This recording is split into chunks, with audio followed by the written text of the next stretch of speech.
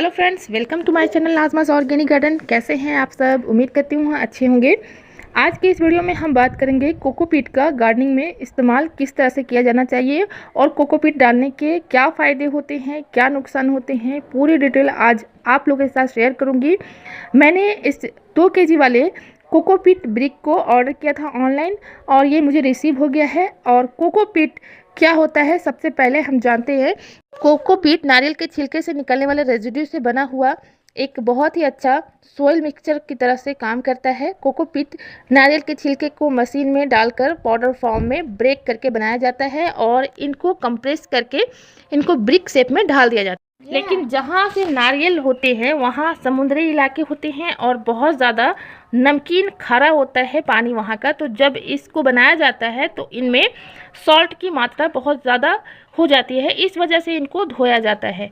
और जब भी इसको धोया जाता है, इनको प्रयोग करने से पहले आप इनमें 5 गुना पानी डालते हैं। कोई बड़ा सा टब लें और उसमें 5 गुना पानी डालकर इनको भीगने के लिए 2 से 3 घंटे के लिए छोड़ दें।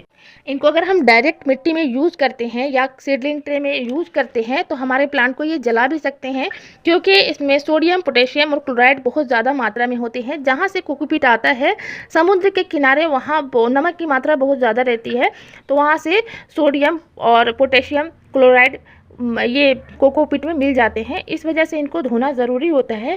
और इनमें कुछ वेस्ट जो होती हैं, गंदगी जो होती हैं, वो भी साफ़ हो जाती है इनसे। आप इनको अगर धो लेते हैं तो फिर आपके प्लांट में फंगस वगैरह लगने का डर नहीं होता है।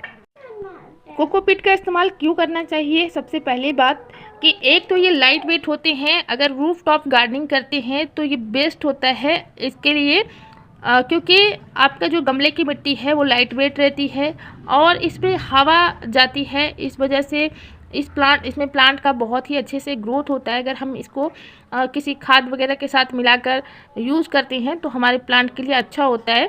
और गर्मियों में इसका यूज़ करना चाहिए क्योंकि मॉइस्चर को भी होल्ड करके रखता है। इनमें मॉइस्चर होल्ड करने की क्षमता होती है। देखिए, हमने इस 2 केजी के ही ब्रिक को इसमें डाला है और पूरे पानी को सोक कर लिया इसने, तो इसमें मॉइस्चर को होल्ड करने का बहुत ही अच्छा कैपेसिटी होता है। मॉइस्चर होल्ड करके रखता है और प्लांट में नमी बना के रखता है। तो गर्मियों में गमले की मिट्टी जल्दी सूखती नहीं है, इस वजह से इसका इस्तेमाल किया जाता है। लेकिन मैं बहुत ज़्यादा बड़े तौर पे गार्डनिंग करती हूँ तो इतना ज़्यादा कोकोपीट लेना मेरे लिए पॉसिबल नहीं है। तो मैं क्या करती हूँ कि जो भी सीडलिंग वगैरह मैं यूज़ करती हूँ या बहुत ज़्यादा जिसमें मॉइस्चर की ज़रूरत होती है उसी गमले में इसको डालती हूँ। सीड ग्रो करने के लिए ये बेस्ट होता है।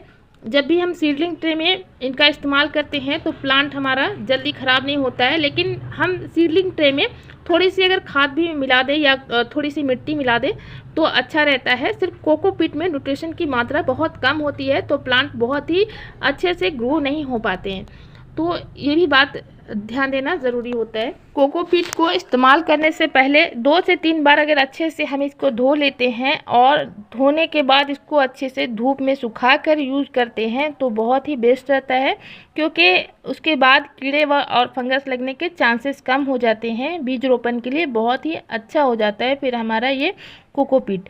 और कोकोपीट के ये फ़ायदे होते हैं कि कोकोपीट में प्लांट की ग्रोथ काफ़ी अच्छी रहती है। इसका इस्तेमाल करने से पहले आपको कुछ बातों का ध्यान देना ज़रूरी है। आपकी नॉर्मल मिट्टी में आप 25% से 50% तक इसको मिलाकर ही यूज़ करें, क्योंकि कोकोपीट में पोषक तत्वों की मात्रा बहुत कम होती है। नेचुरल कोकोपीट में बहुत ज़्यादा कैल्शियम, पोटेशियम, मैग्नीशियम जैसे पोषक तत्व असंतुलित मात्रा में होते हैं। तो जब हम इनको धोकर अपने प्लांट पे यूज़ करते हैं तो ये बिल्कुल संतुलित हो जाते हैं, तो इसलिए इसे धोकर ही यूज़ करना चाहिए। कोकोपीट की प्रोसेसिंग के दौरान उसमें धूल, मिट्टी और अन्य अशुद्धियाँ भी मिल जाती हैं, तो धोने से जितनी भी गंदगी है वो भी बाहर निकल जाते हैं। तो इनको 2 से 3 बार आप धोकर अच्छी तरह से सुखाकर यूज़ करें। तो देखिए, दूसरी बार भी मैं इनको धो रही हूँ और एक बार मैंने धोकर इस तरह से जो भी अशुद्धियाँ थी सब निकल गई हैं। और अभी दूसरी बार मैं इनको धोऊँगी ताकि हमारे प्लांट सुरक्षित रहे, प्लांट में किसी तरह का फंगस वगैरह ना लगे। तो दूसरी बात ये है कि जब भी हम कोकोपीट में कोई प्लांट लगाते हैं, मिट्टी में कोकोपीट मिलाने के बाद प्लांट लगाते हैं तो मॉइस्चर होल्डिंग कैपेसिटी बहुत ज़्यादा हो जाती है। तो हम जब पानी दें तो ध्यान देकर दें कि हमारे मिट्टी जो गमले की है वो अच्छी तरह से सूख जाए, तभी हम इसमें पानी दें। क्योंकि इसमें पानी अगर जमा रहेगा और हम लगातार पानी देते रहेंगे तो हमारे गमले की मिट्टी बहुत ही सॉगी हो जाएगी और जो प्लांट है उनके रूट्स गलने शुरू हो जाएंगे। तो इस वजह से इनको पानी ध्यान देकर देना चाहिए। इसमें नेचुरल एंटी फंगल गुण भी होते हैं, तो ये मिट्टी में हार्ड मिट्टी को भी नरम करती है, इस वजह से भी इनका यूज़ किया जाता है। अगर हम कुछ बातों का ध्यान देकर कोकोपीट का इस्तेमाल करें तो हमारे गार्डनिंग के लिए बहुत ही अच्छा होता है। बहुत से लोगों की शिकायत रहती है कि कोकोपीट में उनके प्लांट पर फंगस और कीड़े वगैरह ज़्यादा अटैक करते हैं, तो उसका एक कारण यही है कि कोकोपीट अच्छे से धुल नहीं पाते हैं और हम इसी तरह से नेचुरली इनको लगा देते हैं, लाते हैं और लगा देते हैं, तो इस वजह से हमारे प्लांट ख़राब होते हैं। और दोस्तों अभी रेडी टू यूज़ हमारे कोकोपीट अवेलेबल हो गए हैं ऑनलाइन, तो उसमें आपको धोने की कोई परेशानी नहीं होगी, वो भी आप मंगवा सकते हैं।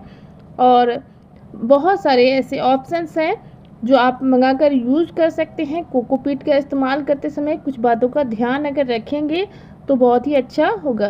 कोकोपीट का इस्तेमाल ज़्यादातर मैं सीडलिंग के लिए ही करती हूँ, जब नए पौधे उगाती हूँ सीडलिंग ट्रे के लिए, और गर्मियों में इनका इस्तेमाल करती हूँ। बरसात में मैं इनका ज़्यादा प्रेफर नहीं करती हूँ, क्योंकि जो पोषक तत्व मिट्टी में होते हैं वो कोकोपीट में नहीं होते हैं, और एक तो बहुत ही ज़्यादा कॉस्टली पड़ जाते हैं। जब हम गार्डनिंग करते हैं तो ज़्यादा से ज़्यादा गार्डनिंग को आसान करने की कोशिश करते हैं।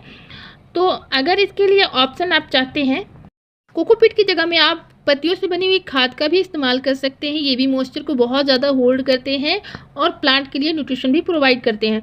दूसरा, आप मूंगफली के छिलके का इस्तेमाल भी कोकोपीट की जगह पर कर सकते हैं।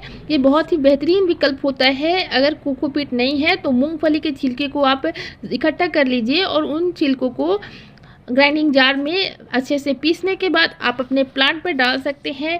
प्लांट को न्यूट्रिशन प्रोवाइड करने के साथ साथ बहुत ही अच्छा एक तरह का खाद भी होता है और प्लांट में मॉइस्चर को भी बनाए रखता है। ये अरहर की दाल निकालने के बाद बची हुई रेजिड्यू है, जो कि बहुत ही अच्छा मॉइस्चर को रिटेन करने वाला एक तरह का विकल्प होता है। इसको भी आप इस्तेमाल कर सकते हैं। अगर मिट्टी में डालकर यूज़ करेंगे तो भी आपके गमले की मिट्टी में नमी बने रहेगी। तो दोस्तों, कैसी लगी ये वीडियो और ये जानकारी आपको कैसी लगी कमेंट में ज़रूर बताइएगा, और अगर चैनल पर न्यू है तो चैनल को सब्सक्राइब कर लीजिए। इस वीडियो में लास्ट तक बने रहने के लिए आप सभी का दिल से शुक्रिया।